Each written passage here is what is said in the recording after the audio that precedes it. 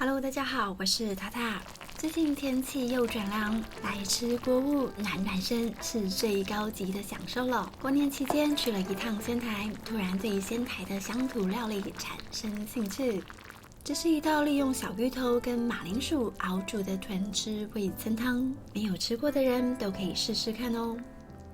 这次准备的材料比较多一点，不喜欢太多蔬菜的人可以减少几样，没有关系。今天使用的是这种小芋头，不敢吃芋头的人可以试试看哦。它吃起来 QQ 的，没有太多的芋头味。真的不能接受的人，也可以买这种小颗的马铃薯来替代。红萝卜跟白萝卜不想准备的话，也可以省略。不过加一点白萝卜来熬汤底，汤会更好喝哦。固定班底的牛蒡就建议不要省略。大白菜也是熬汤的好蔬菜，非常推荐哦。蒟蒻在豚汁里面占有非常重要的角色，炖煮起来相当好吃。今天我准备一份300克的猪五花肉，带皮的、去皮的都可以。先把猪五花切成厚片，厚片炖煮起来会比火锅肉片来得更有口感。1小撮盐，1小匙的糖，1小匙的白胡椒粉，1大匙的清酒去腥。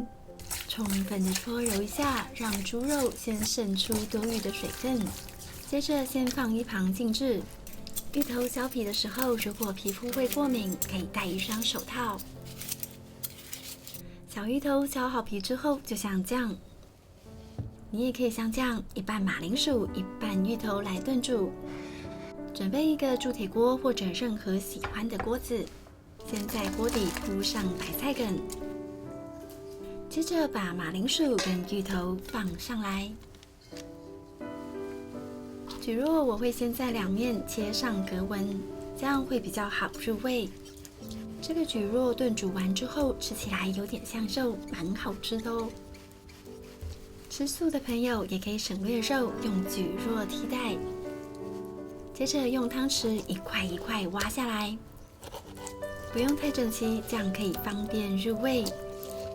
切好之后呢，你可以用盐抓一下来去除蒟蒻的腥味，也可以简单用热水烫一下，这样蒟蒻就会变得很好吃哦。沥干水分，直接放到锅子里。牛蒡不用削皮，用刷子刷洗干净表面就可以了，然后滚刀切成小块来炖煮。牛蒡有丰富的膳食纤维，炖煮汤底的时候也可以增加风味。白萝卜就看自己方便，不想吃淀粉的话，用白萝卜跟蔬菜做汤底也是蛮好吃的。大概半条的红萝卜配色，这样颜色看起来会比较丰富一点。把这些牛蒡跟白萝卜、红萝卜都放进锅子里，一层一层叠起来。猪肉有渗出一些水分，记得不要放进锅子里哦。平均的铺在最上面就可以了。大概加入1000cc 的冷水，想喝多一点汤的人可以增加一点水分。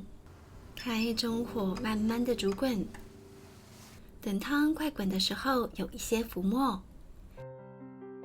这时候呢，用一个小汤匙或者捞网把它们捞干净。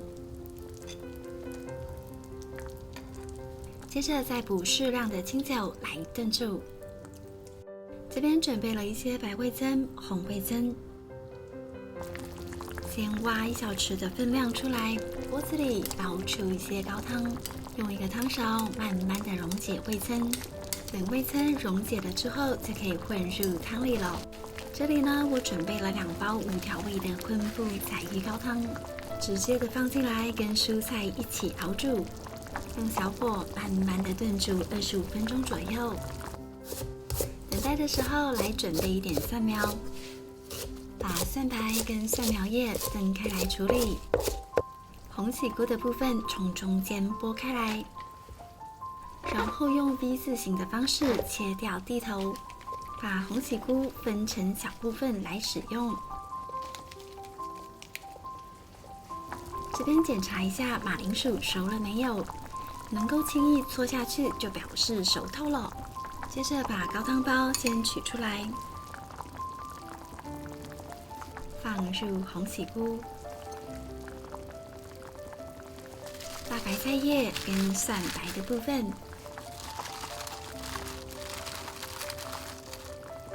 不用担心没有泡到汤，等一下蔬菜软化就会浸泡到汤里了。用汤勺稍微压一下，放入嫩豆腐或者木棉豆腐。现在就不要再动它了，避免豆腐会碎掉哦。舀一些汤出来，把剩余的味噌统统放进来。跟刚刚一样，把味噌慢慢的溶解开来后，就可以混入到汤里了。味噌加进来之后，就不要再滚沸，风味会跑掉哦。最后撒上蒜苗叶，超好吃的芋头豚汁味噌汤就完成啦！如果你有这种柚子风味的酱汁，可以最后淋上一点，增添风味。汤会带有一点柚子的酸味，非常好喝。